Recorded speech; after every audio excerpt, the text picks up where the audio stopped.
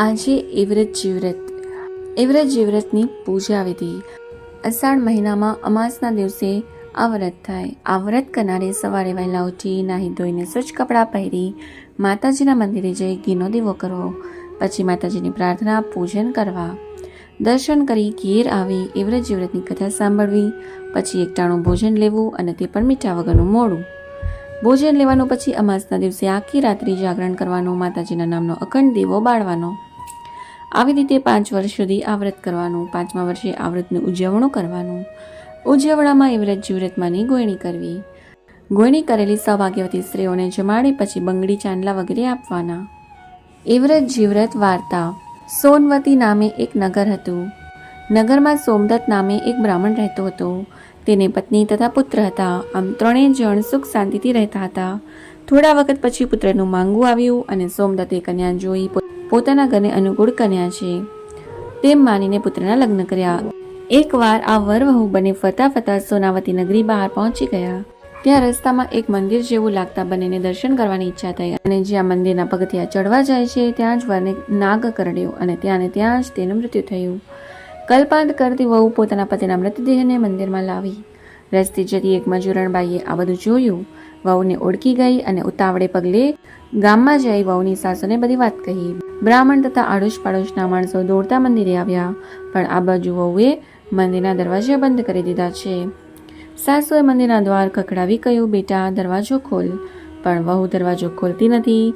આખરે કંટાળીને સવારી થાય ત્યારે વાત એમ વિચારી બધા ગામમાં ગયા છે. રાત્રિના પહેલો પ્રહર થયો અને વ્રતમાં મંદિરે પધાર્યા. જોયું તો મંદિરના દરવાજા બંધ છે. એમણે તો કમાડ ખખડાવી અવાજ દીધો કે મંદિરમાં કોણ છે? જે હોય તે કમાડ ઉગાડે, નહીં તો મારા શાપનો ભોગ બનવું પડશે.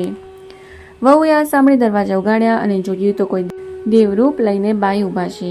હાથ જોડીને વહુએ પૂછ્યું, આપ કોણ છો? દેવી બોલ્યા, તે મને ઓળખી નહીં. આ મંદિર અમારી 4 બહેનોનું છે, એવ્રત જીવ્રત, જયા અને વિજયા. જેમાં હું એવ્રતમાં છું, પણ આ અંદર કોણ સૂતું છે? એવ્રતમાંની વાત સાંભળી વહુ બોલી, માડી મારા ઉપર દયા કરો. પરણ્યાને થોડો જ સમય થયો અને મારા પતિ નાગે દંશ દીધો છે અને જેનાથી તેઓ મૃત્યુ પામ્યા છે. માટે દયા કરીને હે માડી મારા પતિને જીવન દાન આપો. એવ્રતમાં કહે, હું જે કહું તે કરીશ. વહુ કહે, હા માં, તમે જે કહેશો તે કરીશ. મારા પતિ જો જીવન થતા હોય તો હું ગમે તે ભોગ આપવા તૈયાર છું. એવ્રતમાંએ કહ્યું, તો તને જે પહેલું બાળક થાય તે મારું, બોલ, છે તૈયાર? વહુ કહે, હા માં, આપીશ. પહેલું બાળક તમને આપીશ, પણ કૃપા કરી મારા પતિને જીવિત કરો. એવ્રતમાંએ તેના પતિ ઉપર દ્રષ્ટિ કરી. ત્યાં તો પતિના શરીરમાં ચેતન જણાયું. એટલામાં પહેલો પહોર પૂરો થયો અને એવ્રતમાં અદૃશ્ય થઈ ગયા. બીજા પહોરે વળી પાછું મંદિરનું બારણું ખખડ્યું. વહુએ દરવાજો ખોલ્યો તો કોઈ તેજ રૂપ દેવી ઊભા છે. વહુએ હાથ જોડીને પૂછ્યું, માં, આપ કોણ છો? ત્યારે પહેલા દેવી બોલ્યા, હું જીવ્રતમાં છું અને આ મંદિરમાં અમારા બેસણા છે, પણ તું કોણ છે? વહુએ બધી વાત કહી. રડી પડી, માં, આ કંઈક દયા કરો ને મારા પતિને જીવિત કરો. જીવ્રતમાંએ કહ્યું, તો હું કહું તેમ કરવા તૈયાર હોય તો તારા પતિને જીવિત કરું. વહુ કહે, માં, આપ જેમ કહેશો તેમ હું કરવા તૈયાર છું. જીવ્રતમાં કહે, તો સાંભળ, તારું બીજું બાળક થાય એ તારે મને આપી દેવાનું. બોલ, છે કબૂલ? વહુ કહે, હા માં, કબૂલ. અને પછી તો જીવ્રતમાંએ પણ તેના પતિના શરીર ઉપર કૃપા દ્રષ્ટિ કરી અને તેના પતિના શરીરમાં વધારે સડવડાટ થયો. ત્યાં તો જીવ્રતમાં પણ આલોપ થઈ ગયા. હવે વહુને થયું કે ચોક્કસ મારા પતિ સજીવન થશે, જે આમ તેણીના મનને દરપત થઈ. ત્યાં જ પાછા મંદિરના બારણા ખખડ્યા. વહુએ દરવાજા ખોલ્યા તો જયામાં ઊભા હતા. પોતાની બધી વાત જયામાને વહુએ કહી અને કહ્યું, માં, આપ કંઈક દયા કરો. જયામાએ કહ્યું, તારે જે ત્રીજું બાળક તે તારે મને આપવાનું. આ વચન જો તું મને આપે તો જ તારા પતિદેવને સજીવન કરું. જયામા કહે તેમ વહુ કરવા તૈયાર થઈ. એટલે જયામાએ તો પતિ ઉપર દ્રષ્ટિ કરી અને તેનો પતિ પડખું ફર્યો. ત્યાં તો જયામા પણ અંતર ધ્યાન થઈ ગયા. આમ રાત્રિના 3 પહોર વીતી ગયા છે. ચોથો પ્રહર થયો કે વિજયામાં આવ્યા.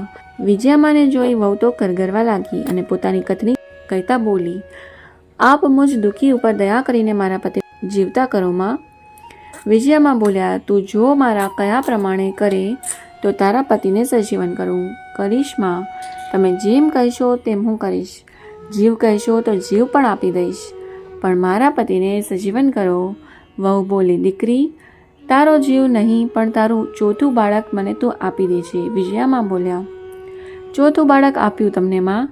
વહુ બોલી અને વિજયામાએ તેના પતિના દેહ ઉપર કૃપા દ્રષ્ટિ કરી અને તેણીના પતિએ આળસ મરડી આંખો ઉગાડી બે પતિ પત્ની માના પગમાં પડ્યા.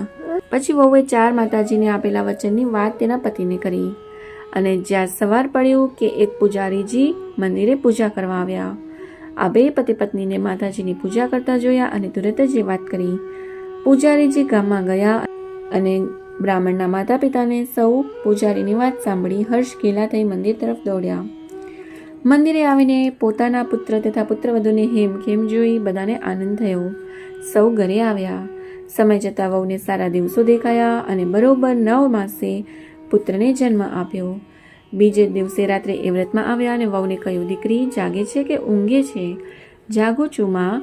વહુ બોલી, આપેલું વચન યાદ છે ને? માં બોલ્યા, હા માં, આપેલું વચન કેમ ભૂલાય? વહુ બોલી, તો લાવ મારો દીકરો. એ વ્રતમાએ દીકરાની માંગણી કરી અને વહુએ તો પોતાના દીકરો વચન પાડવા એ વ્રતમાને સોંપી દીધો. પોતાના પતિના જીવન માટે પોતાના જણિયાનું બલિદાન આપ્યું. સવારે સાસુને ખબર પડી કે વહુની પાસે બાળક નથી. તેમને કંઈ જ સમજણ પડી નહીં કે બાળકનું શું થયું. રાતમાં બાળકને કોણ લઈ જાય? ચોક્કસ આમાં કંઈ ગોટાળો લાગે છે. આમ થોડો વખત જતાં આ વાત ભૂલાઈ ગઈ. વળી પાછું 1.5 વર્ષ વીતી ગયું. વળી પાછા વહુને સારા દિવસો દેખાયા અને સમય થતાં પાછો વહુને દીકરો અવતર્યો અને જીવ્રતમાએ વહુ પાસે વચન મુજબની માંગણી કરી. વહુએ તો વચન મુજબ બીજો દીકરો જીવ્રતમાને આપી દીધો. સવારે સાસુએ આવીને જોયું તો દીકરો નથી. વહુને ઢંઢોળીને પૂછ્યું, વહુ દીકરો ક્યાં? વહુ કહે, રાત્રે માતાજી આવ્યા અને દીકરો લઈ ગયા. સાસુને વહેમ પડ્યો કે નક્કી વહુ ડાકણ લાગે છે, છોકરા બરકી જાય છે. નહીં તો આમ ન બને. માતાજી તો દીકરા આપે, લઈ થોડા જાય. સાસુને લાગ્યું કે વહુ ખોટું બોલે છે. દીકરા બે ભરકી ગઈ, માતાજીનું નામ આપે છે. હવેની વાર બરાબર ધ્યાન રાખવાનું મનમાં નક્કી કર્યું. સમય જતાં વાર નથી લાગતી. વહુને ત્રીજી સુવાવડમાં પણ દીકરો જ અવતર્યો. સાસુ વહુના ખાટલે બેઠી જાગે છે ત્યાં તો જયામાં આવ્યા અને ઘરમાં આવી ચારે બાજુ નજર ફેરવી. નિંદ્રા દેવીને પ્રેરણા કરીને આખા ઘરના બધા સૂઈ ગયા. ખાટલે બેઠેલી સાસુ પણ ઝોકા ખાવા લાગી. પછી જયામાએ વહુને આપેલા વચનની યાદ દેવડાવી. વહુએ તો ત્રીજો દીકરો પણ આપી દીધો. સવારે સાસુ જાગીને જુએ છે તો દીકરો ગુમ. સાસુએ તો રારોડ કરી મૂકી. પણ હવે થાય શું? આખા ગામમાં વહુ ડાકણ છે ને 3 દીકરા ભરકી ગઈ તેવી વાતો થવા લાગી. આ વાત ફેલાતી રાજાના કાને પહોંચી. રાજાને નવાઈ લાગી કે કમાલ છે, માં દીકરા ખાય નહીં અને ડાકણ કદી થાય નહીં. નક્કી કાંઈ ભેદ છે. તેમણે સાસુને કહેવડાવ્યું કે હવે અમને બોલાવજો. સમય જતાં વહુને ચોથી પ્રસૂતિ. આ વખતે રાજા પોતે પહેરો ભરે છે કારણ કે તેને જાણવું છે કે વાતમાં શો ભેદ છે. ત્યાં તો અડધી સત્રે વીતી છે અને વિજયમાં ચોથા દીકરાને લેવા આવ્યા. પોતાની શક્તિથી બધાને નિંદ્રામાં નાખી બોલ્યા, વહુ બેટા જાગે છે ને? હા માં. વહુ બોલી, આપેલું વચન યાદ રાખ્યું છે કે ભૂલી ગઈ? વિજયામાં બોલ્યા, નાના માડી બરાબર યાદ છે. વહુ બોલી, તો લાવ મારો દીકરો. વિજયામાં બોલ્યા. વહુએ વચન મુજબ ચોથો દીકરો વિજયામાને આપી દીધો. સવારે બધાએ જોયું તો દીકરો ના મળે. સાસુ તો વહુને જેમ તેમ બોલવા લાગી પણ રાજાને કંઈક રહસ્ય લાગ્યું. નક્કી કાંઈક ભેદ છે. વહુને 5મી સુવાવડ આવી અને દીકરી અવતરી. સવારે સાસુએ જોયું તો દીકરી સલામત છે. સાસુને સંતોષ થયો. દીકરી કિલકિલાટ કરે છે.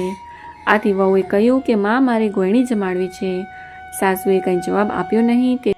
તેથી વહુ તો બીજે દિવસે સવારે વહેલા ઉઠીને નાહી ધોઈને ફૂલ પૂજાપો લઈને એ વ્રતમાં જીવ્રતમાના મંદિરે આવી અને માતાજીને કહ્યું, માં મારે વ્રતનું ઉજવણું કરવાનું છે, માટે તમે 4 માતાજીઓ મારા ત્યાં ગોયણી થઈને આવજો. આમ એ વ્રતમાં જીવ્રતમાં અને વિજયામાં જયામાં વહુને ત્યાં ગોયણીઓ થઈને જમવા આવ્યા છે. વહુએ તો ભક્તિભાવથી જમવાનું પીરસીને જમાડવા માંડ્યા. ત્યાં તો ઘોડિયામાં સૂતેલી બાળકી રડવા લાગી. માતાજીએ કહ્યું, દીકરી કેમ રડે છે? વહુ બોલી, માતાજી એને હિંચકો નાખનાર કોઈ નથી. જો ભાઈ હોય તો તે હિંચકો નાખે. ત્યાં તો 4 માતાજી બોલ્યા, ભાઈ કેમ નથી? એને તો 4 ભાઈઓ છે. લે આ તારા 4 દીકરા. આમ 4 માતાજીએ વહુને તેના 4 દીકરા પાછા આપ્યા અને આશીર્વાદ આપી અંતર ધ્યાન થયા. પછી તો ગામમાં બધાને સાચી વાતની ખબર પડી. સાસુને પણ સાચી વાતનો ખ્યાલ આવ્યો અને જ્યાં સર્વેને સાચી વાતની ખબર પડી તો સૌને આનંદ થયો અને સૌ સુખેથી રહેવા લાગ્યા. હે એ વ્રતમાં, હે જીવ્રતમાં, હે જયામાં, હે વિજયામાં, આપ જેવા વહુને ફળ્યા તેવા આ વ્રત કરનારને, કથા સાંભળનારને, કહેનારને સર્વેને ફળજો. તમે આ વાર્તા વધુને વધુ લોકોમાં શેર કરો અને અમારી ચેનલને સબસ્ક્રાઈબ કરો, જેથી આવા નવા વિડીયોઝ તમને મળી રહે.